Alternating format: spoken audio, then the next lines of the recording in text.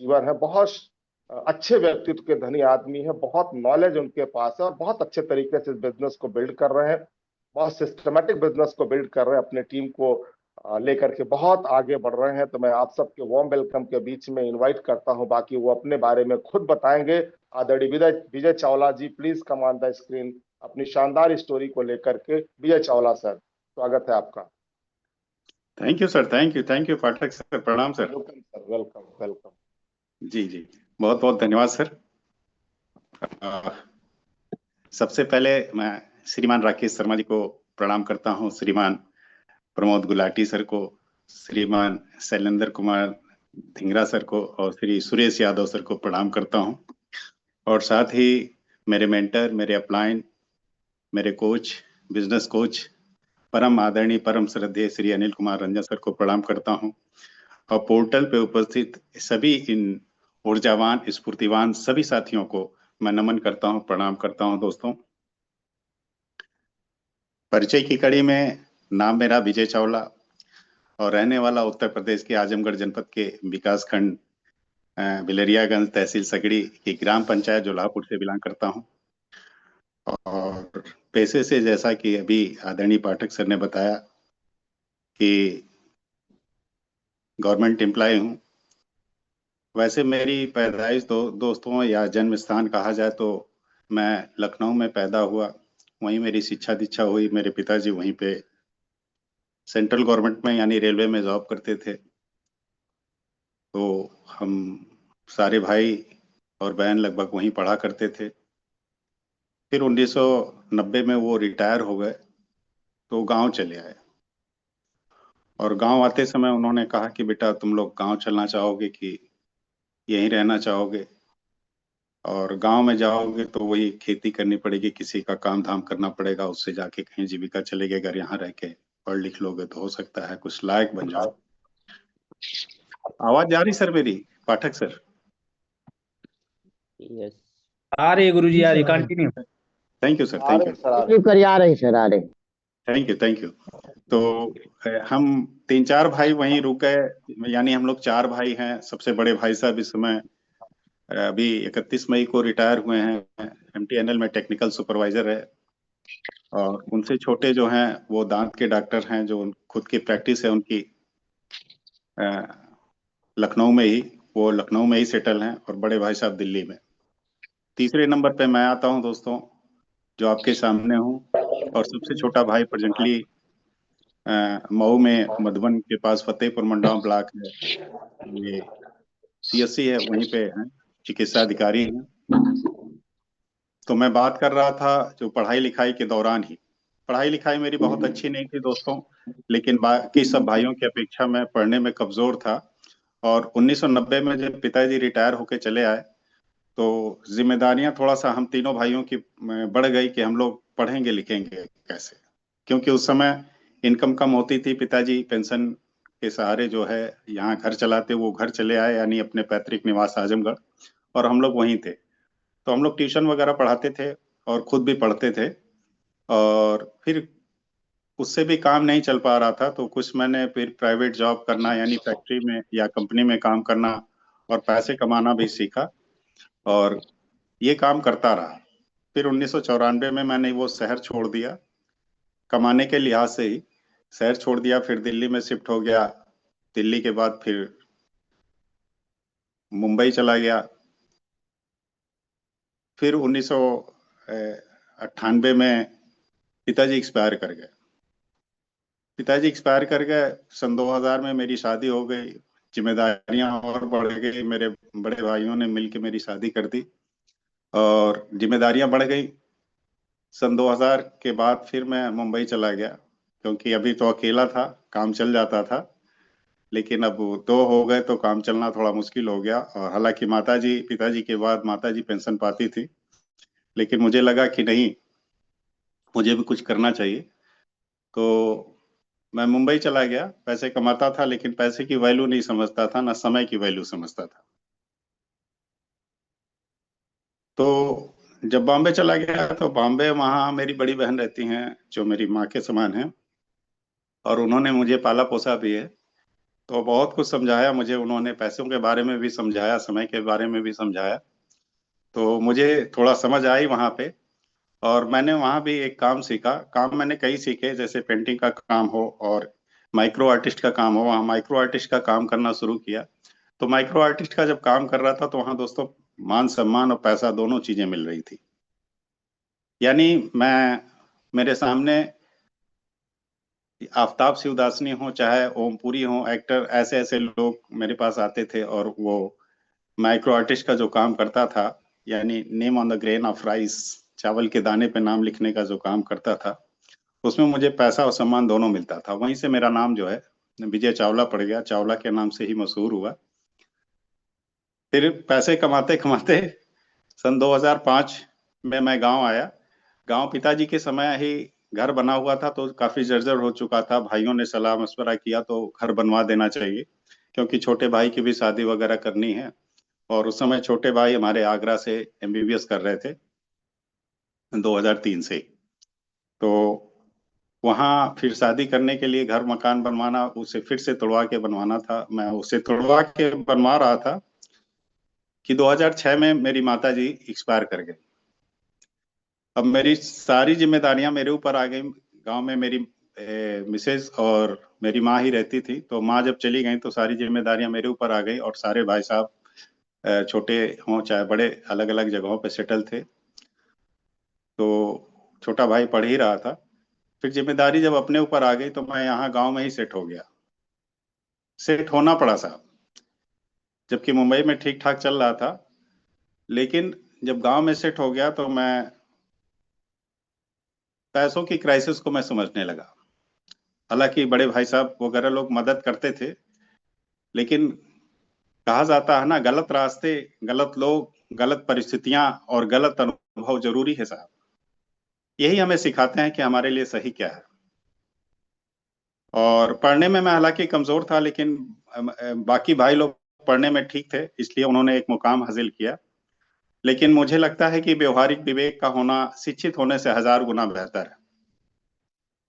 तो लोगों के सानिध्य में जब आया तो व्यवहारिक विवेक भी मुझे मिला, जिसके माध्यम से उसी समय, हालांकि 1998 से ही मेरा परिचय परम आदरणीय श्री अनिल कुमार रंजन सर से था, संबंध मेरा। और बहुत ही अच्छी पर्सनालिटी, बहुत ही गजब की पर्सनालिटी है, जैसा कि आप लोगों ने उन्हें सुना भी है मिरेकल मॉर्निंग पे अपनी स्टोरी के माध्यम से भी सुना होगा।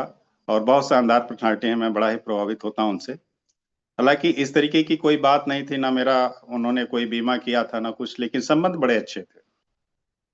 जिससे भी मिलते थे बड़े ही आत्मीयता के साथ मिलते थे, और मेरी भी मुलाकात होती रही।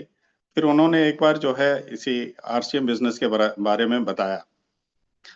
हालांकि बिजनेस के बारे में बहुत डिटेल नहीं किया। उन्होंने कहा, अपने घर पे बुलाया और बताया कि विजय जी, हम लोग एक काम कर रहे हैं और चाहते हैं कि हम तो लोग कई जगह साथ में रहे, यहाँ भी हम लोग साथ में ही मिलके बिजनेस करते हैं इस बिजनेस। तो जो भी पेपर की जरूरत थी उस समय, फोटो कॉपी वगैरह लगता था, जो पेपर सेंड करना होता था कोरियर के माध्यम से, मैंने सेंड कर दिया, मतलब दे दिया सर जी को, और उन्होंने आईडी जनरेट कर दी। लेकिन फिर भी मैंने इसको सीरियसली नहीं लिया। और उसके पहले दोस्तों, मुझे जब पैसे की क्राइसिस महसूस हुई, तो जैसे शहर में था, शहर में कमाने के तमाम संसाधन होते हैं, लेकिन गांव में उस तरीके की व्यवस्था नहीं होती है। गांव में या तो खेती है या तो किसी की मजदूरी जाके करो, और ये मैंने कभी किया नहीं था, तो बड़ी जिल्लत झेल रहा था। फिर मैंने नौकरी के बारे में सोचा। नौकरी हालांकि कभी मैं करना नहीं चाहता था, क्योंकि मुझे जो पैसे कमाने का तजुर्बा या अनुभव हो गया था शुरुआती दौर से ही, कम या ज्यादा, करीब 18 साल की उम्र से ही, इसलिए मुझे समझ में नहीं आ रहा था ये काम। लेकिन फिर भी नौकरी महसूस होने लगा कि पैसों की जरूरत है, तो यहाँ पे रह के जीरो से लेके मैंने नौकरियों के बारे में फार्म भरना शुरू किया। और सन 2000 में मुझे नौकरी यानी सरकारी मुलाजिम बना। और अब जाके अनुभव होता है कि हर नौकरी की दो खासियत होती है। पहला, ना भूखा मरने देगी ना तरक्की करने देगी, और दूसरा, जवानी से उठाएगी बुढ़ापे में पटक देगी। ये नौकरी की खासियत है, जैसा कि अभी पाठक सर भी बता रहे थे। अब मुझे भी पता चलता है नौकरी थका रही है, उम्र भी घटा रही है। अमीरी मुमकिन नहीं, ये तनख्वाह बता रही है। तो नौकरी के बाद सन 2009 में मैं नौकरी में आया, और उसके बाद से सर जी ने बताया, आदरणीय रंजन सर ने, लेकिन मैंने इसको सीरियसली नहीं लिया। सीरियसली न लेने का ये नतीजा रहा कि काफी दिन मैं इससे बाहर रहा। वो बार बार लेकिन मुझे फॉलो अप करते रहे। कभी सेमिनार वगैरह होता तो मुझे बुलाते, तो कभी जाता बेमन से, अनमने ढंग से, कभी नहीं जाता, और कभी फोन पे ही पट्टा सा जवाब देता, यानी टरका माइसिन देता, टरकाता रहता उन्हें, और फोन पे ही बताता कि क्या करूं, नौकरी छोड़ दूं। कभी कभी वर्किंग पीरियड में भी सेमिनार वगैरह होता था। अभी तो ज्यादातर सेमिनार वगैरह संडे को ही होते हैं, लेकिन कभी कभी वर्किंग पीरियड में भी होता था। जैसे अब शनिवार है तो शनिवार को चिड़ियाकोट में है, रविवार को आजमगढ़ में है, तो इस तरीके से भी होता था। तो मैं बोलता था उनसे। बड़ा अजीब सा मैं आज महसूस करता हूं कि मैंने कैसा जवाब दिया अपने अपलायन को, अपने मेंटर को, जिन्होंने मेरी जिंदगी को तराशने का काम किया, एक जौहरी के रूप में मुझे पहचाना शायद। तो और मैं उनको ऐसा जवाब देता था। यही कारण है कि दोस्तों आज मैं बहुत पीछे हूँ। जहां मुझे होना चाहिए था और वहां तक नहीं पहुंच पाया। खैर, होता है ना कि सोचा कुछ, किया कुछ, हुआ कुछ, मिला कुछ। क्योंकि प्लान बना के अगर कोई काम नहीं करते हैं तो निश्चित तौर पे हम धोखा खाते हैं दोस्तों। कोई छोटे से छोटा काम हो, बड़े से बड़ा काम हो, अगर प्लान बना के, योजना बना के अगर हम काम करते हैं, लक्ष्य बना के काम करते हैं, तो एक बड़े मुकाम और बड़ी उपलब्धि और सफलता अर्जित कर सकते हैं। हमें बच्चे का एडमिशन कराना हो, या बच्चों की शादी करनी हो, या घर बनाना हो, मकान बनाना हो, तो हम उसकी योजना बनाते हैं दोस्तों कि हमें ये करना है, ये करना है। इसमें भी कई बार मुझे जो है अपनी लाइफ लाइन के हाथों जलील होना पड़ा दोस्तों। सेमिनार वगैरह में गया, मैं इस सिस्टम के बारे में नहीं जानता था। मैंने कंपनियां की थी, छोटी मोटी, छोटी बड़ी कई कंपनियां की थी, जैसे सहारा पैरा बैंकिंग के तहत पैसों का जमा करना, और प्रोडक्ट बेस पे भी काम किया, लेकिन वो जमा नहीं मुझे, या मैं चीजों को समझ नहीं पाया था, डायरेक्ट सेलिंग इंडस्ट्री के बारे में ठीक से जान नहीं पाया था। लेकिन कुछ समय के बाद जो है आदरणीय रंजन सर ने मुझे एक किताब मुहैया कराई, दिया उन्होंने, जिसका नाम था टाइम मैनेजमेंट। पहले मैंने उसे पढ़ा, उसी दिन से मैंने अपने कम से कम 2 घंटे बचाने शुरू किए, क्योंकि मैं सोता बहुत ज्यादा था। सुबह 7 बजे तक सोता था। 7 बजने में अगर 2 मिनट भी बाकी है साहब, तो उसको मैं पूरा करके ही उठता था। अब 2 मिनट में आदमी कितना सो लेगा सोचिए, लेकिन दिमाग में ये फिट था, दिमाग में ये फिट था कि मुझे 7 बजे तक सोना है।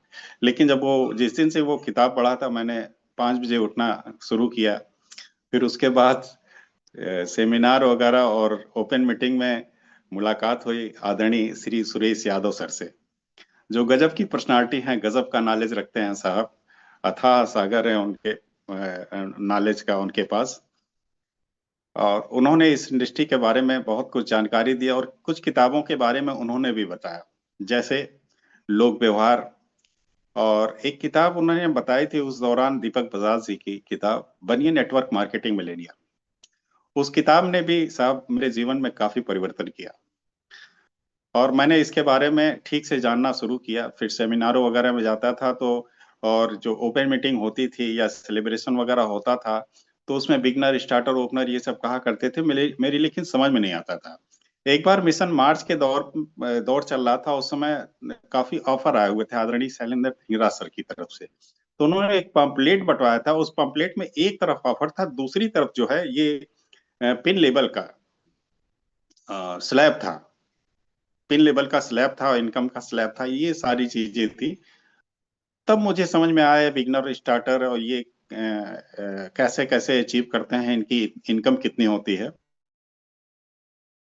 अच्छा लगा अध्ययन करने में और इसको जानने में, और इसमें काफी सहयोग किया रिस्पेक्टेड अनिल रंजन सर ने। फिर मुझे लिवा के गए एक बार 2019 में एकेडमी। वहां से मेरा विजन क्लियर हुआ, तो फिर मैंने वहां से आने के बाद 2019 से ही मैंने काम करना शुरू किया ठीक से। और मैं बिगनर, स्टार्टर, ओपनर ये सब तो नहीं जाना, लेकिन सीधे मैं ईगल से मैं जानता हूँ कि मैंने ईगल अचीव किया। फिर उसके बाद रनर आया, फिर उसके बाद स्टार वगैरह विनर वगैरह नहीं, फिर रॉयल्टी हुआ। और अभी मैं पीछे ही हाल ही में सितंबर, अक्टूबर, नवंबर, दिसंबर ऐसे करके मेरे लाइफलाइन और मेरे अपलाइन के सहयोग से मैंने टेक्निकल क्वालिफाई किया।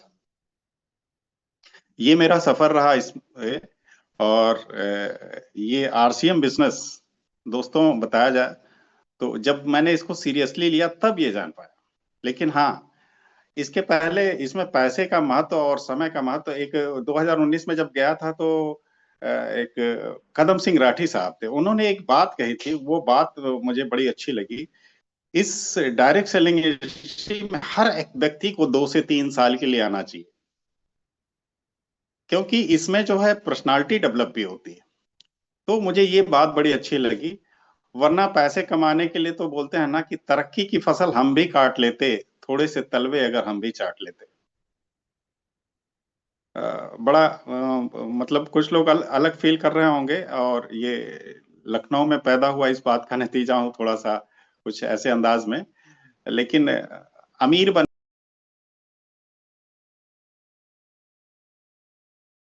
अनम्यूट होगा सर, म्यूट कीजिए। गुरुजी आवाज बंद हो गई आपकी।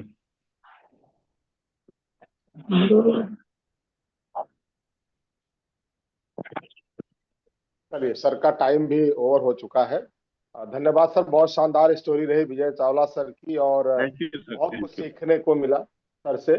जैसे कि टाइम से उठना, आरसीएम बिजनेस ने उनको टाइम मैनेजमेंट सिखा दिया, आरसीएम बिजनेस ने उनको गांव से शहर में ला दिया, और गांव की सोच से एक बड़ी सोच ला दिया उनके अंदर। और आज देखिए एक शानदार पर्सनालिटी, हैंडसम पर्सनालिटी दिख रहे हैं आप सबको।